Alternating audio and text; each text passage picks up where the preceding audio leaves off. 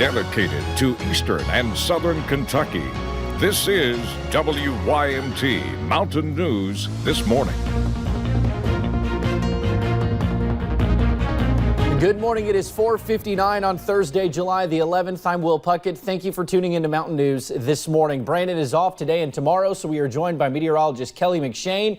In Kelly, things are not as foggy as we have seen the past 2 days, but temperatures are supposed to be just as warm as we've seen. Yes, unfortunately, we're going to keep those warm temperatures, but hey, at least we're not too foggy this morning. However, we are trading that with some rain chances. Let's go ahead and take you to satellite and radar this morning. Most of us dry right now, but along the Tennessee border, a few showers and thunderstorms popping up just as well as just to the west of Interstate 75. Now, here's that fog map. Like Will said, not as foggy as the last few mornings, but we could still run into that patchy fog throughout the morning. Temperatures around the region already off to a warm start into those low to mid 70s, and we're expecting showers and storms later on, and those temperatures soar as well. I'll break down the storms in just a little bit, Will. Alrighty, Kelly, thank you.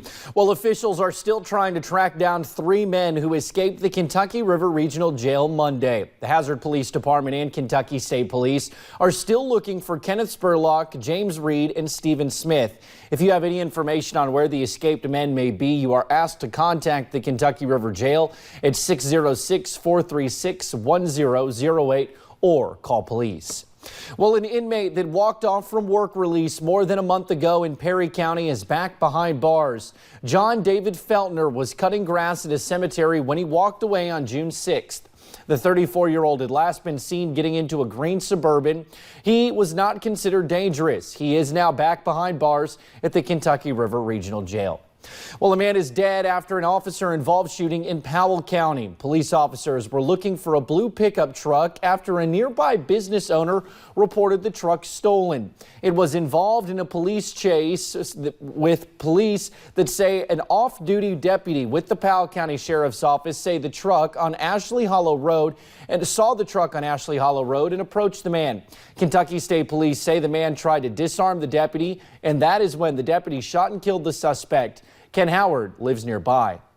He may have been just trying to run and ran into a dead-end situation. It's not really posted down here that this is a dead end, but it's hard telling what he would have done if that officer hadn't picked up that was the car they were looking for. The name of the victim has not been released. KSP say they expect more information to be released in the next couple of days. The deputy, thankfully, was not hurt. It is a time of uncertainty for miners affected by Black Jewel. They have families to feed, bills to pay, and 3 weeks of work and unpaid wages. On top of that, many of these miners cannot access their 401ks. WYMT's Connor James has more on the situation. Many are left without answers in the wake of the Black Jewel bankruptcy. This meeting in Letcher County hoping to provide a glimpse of hope. This shutdown was very different from other shutdowns and layoffs that have happened. When the mine shut down, they did not issue a warn notice, and they technically did not lay off any of these miners. On top of that, the checks they were given bounced. Many of these miners worked for 3 weeks that they have not been paid for. Previous check was about, anywhere from 2,000 plus, and this next check that we're going to be getting, it's it's probably around, $1,500 to $1,800, I would say. Josh Hallbrook, a father of 3, says he's going to pursue legal action for those on paid wages. He, like many, will also be looking for a new job. They can go to their career centers and they can get help with finding a job, doing job search. If they want to look for another job, they can also help them with different training programs. All those miners have to do is simply walk in, and workers at those centers will help them. Again, that was Connor James reporting. All those miners are asked to hold on to their pay stubs and keep a record of any letters they write to Black Jewel. Basically, any sort of material surrounding this will help build an investigation and legal case. The 2019 Healthiest Counties list is an eye-opening report listing many eastern Kentucky counties as some of the worst in the state for health outcomes.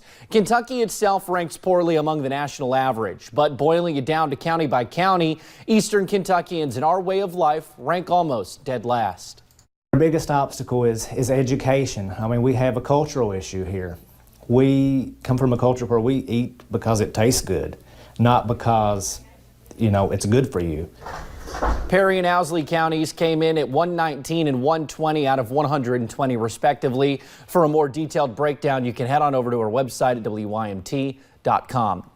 The city of Middlesboro received a grant that will allow them to renovate one of their parks. Mayor Rick Nelson says earlier in the year, the city had the opportunity to apply for a grant to put down rubber on the Ford's Wood Park.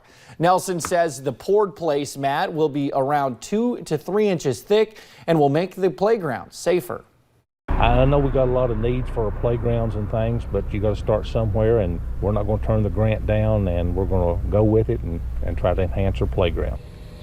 Nelson says the project will cost around $70,000 and is possible thanks to grant money from the state. Well, just hours ago, human remains were found in Garrett County at a property in connection to the case of a missing Richmond woman, Savannah Spurlock.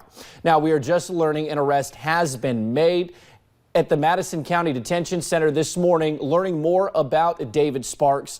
Now, we know this person is facing tampering with physical evidence and abuse of a corpse. We actually do have a photo of his mugshot from when police brought him to the detention center overnight.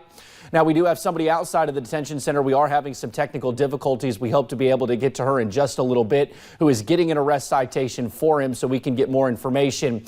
Now, this did all begin with just a tip around 5 last night. That is when officials from Richmond, Garrett County, and state troopers all headed out to Perkins Lane. The home on Perkins Lane that was searched belongs to the family of David Sparks. That home was searched before, months ago. Police have also talked to David Sparks before. They say he was one of the 3 men who was last seen with Spurlock before she disappeared. She was at a Lexington bar on the 4th of January when she left with 3 men. They believe she went to a home on Price Court in Garrett County. Police did also search that home. Again, it was just before midnight last night that officers did find those human remains at the home on Perkins Lane. They have been sent to Frankfurt for an autopsy. Again, we hope to have a reporter out at that scene coming up later this morning.